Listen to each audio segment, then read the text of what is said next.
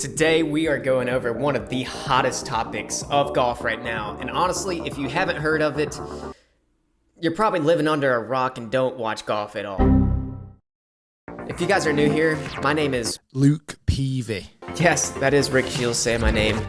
That is because of a different topic, but hey, he said my name, Luke Peavy. Hit that subscribe button, hit the like button. Most importantly, hit that notification bell because bangers every week. Let's get into the topic.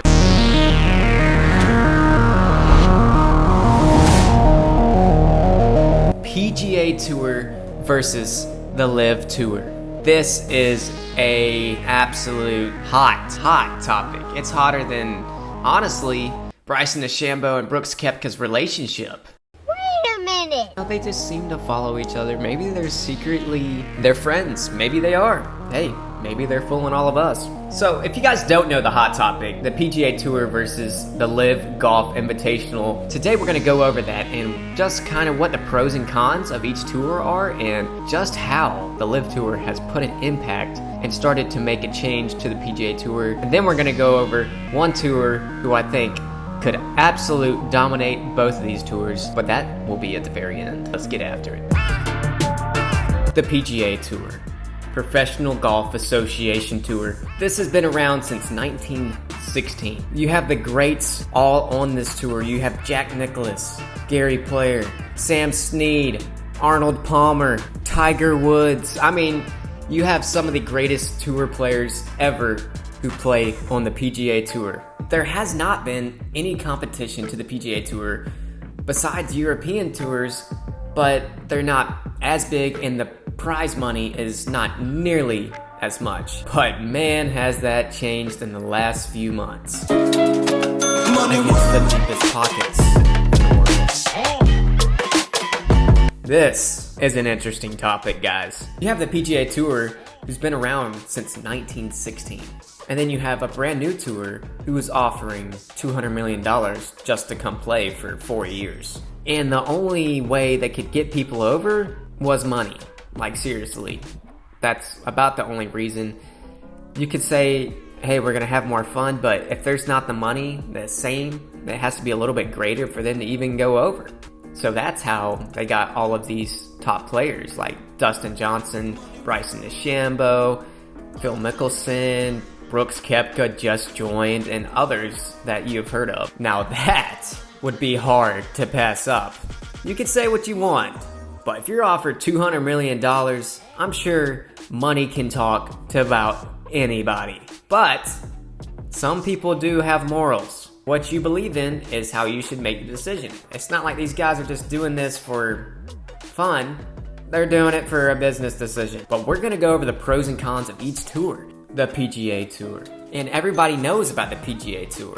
We really do not know what goes behind the scenes and what actually is happening with their players and what kind of things they have in place to kind of restrict some of the players from doing certain things. But then we have the LIV Tour. Money is no problem. Which brings us why they are getting some of the top players in the world. Everybody's got their own opinion. I mean, they're set for life once they play for 2 to 4 years on this tour. And Scottie Scheffler kind of went over on the PGA Tour saying, hey, I already make enough money on the PGA Tour, so why do I need even more money? Because hitting around a white little ball, which is actually insane. It's literally just hitting a ball into a hole, but people want something more. We have the PGA Tour, 4 rounds, pretty much an event almost every week of the year. And then we have the LIV Tour, 3 rounds with only 8 tournaments for the whole year. And these guys are getting a ton of money. And the person who finishes dead freaking last, DFL, they are getting $120-something thousand. And they don't have to pay for any expenses to travel. So that is a huge thing right there because the money, like I said, business decision. But the PGA Tour, you have to pay your own expenses. But if you do win, you win. But if you get cut after 2 rounds, you get more than likely $0. There are a few tournaments that you do get like $10,000, so it pretty much pays your expenses. But most of them, I mean, it's tough. These guys are good. But how do you even get on to the Live Golf Invitational? That's a big problem there. Greg Norman is the #1 guy who is the spokesperson for the Live Tour, and there's no telling how much money he's getting, but he's always kind of been a business person and has tried to start his own thing in the past. So another thing with the Live Tour is that they have a team aspect. They have a draft night, which is like an NFL draft. The only difference is they don't have any booing. Like, if it was an NFL draft, they would have booing. They would be, booing the commissioner, but... FBI, open up!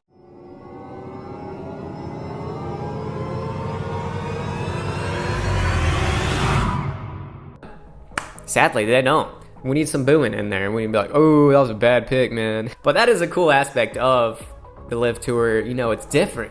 People want something different. It's been the same for so long that's why a lot of people are like, hey, this is different. It's 3 days. I don't have to freaking watch 4 straight days of golf or play 4 straight days of golf and then go to the next tournament, which is actually very exhausting. I played in a few tournaments like that, and you're beat after a few weeks. I mean, you're beat. You just want to get home and just rest up.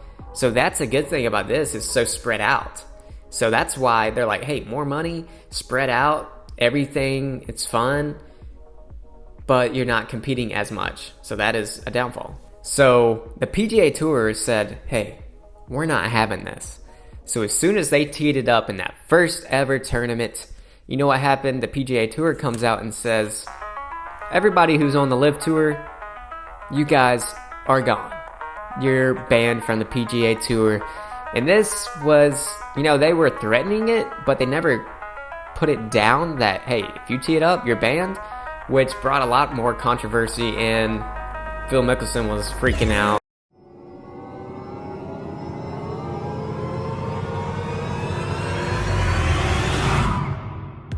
But hey, Phil's had a successful PGA Tour. Why is he trying to get back on the PGA Tour if he went on the Live Tour? So, there's some questions right there.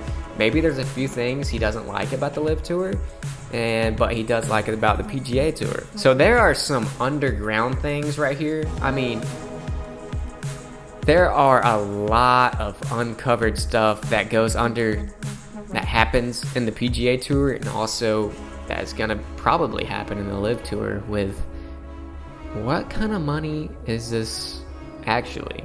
One of the biggest questions I have, why did the Saudi Arabians start this league? Now, I know they're trying to get sports all over Saudi Arabia, and honestly, it's very interesting. That's a great question, and honestly, we don't know. But they have pulled some strings and some money strings. If you guys were offered $200 million, I know you're going to say it right here in my comments. Dude, there's no way I would do that. There's no way. There's no way. You're offered $200 million right now to go on this tour. You play 8 tournaments, and you're also getting more money on top of that. What are you doing? It's a lot harder when you're put in that position than it is then you're sitting behind it and you see it. Was Saudi Arabia trying to put a power move on the PGA Tour? Maybe. Maybe not. But the PGA Tour actually came out after this, and they were like, hey, we're going to start putting more money into our tournaments. So they raised like more than, it was like $55 million more dollars going back into the PGA Tour. To end this video off, pros and cons of both tours, and finally the tour I think that would make a huge impact into both of these tours. Pros of the PGA Tour are that the tour has been around for over 100 years, so if you're on the PGA Tour, you're going to have a long-lasting career if you keep on performing and performing. However, with the Live Tour, we don't know exactly how long it could last, or if they just shut it down randomly because they're like, we don't want to do this anymore. The pros of the PGA Tour are that you get to play in a lot of tournaments, kind of choose what tournaments you kind of want to play in. However, with the Live Tour, you have 8 events, but hey, you also get a lot more time with your family, and I know that's a con to the PGA Tour because you're always on the road and you don't have time for family or anything you kind of enjoy outside of golf. And I would say the PGA Tour is kind of more of the love of the game and kind of just trying to compete. Even though there's still a lot of money, the pro of Live is that the expenses are paid. You don't have to pay for anything. Everything's paid for. And also, it's a different type of golf.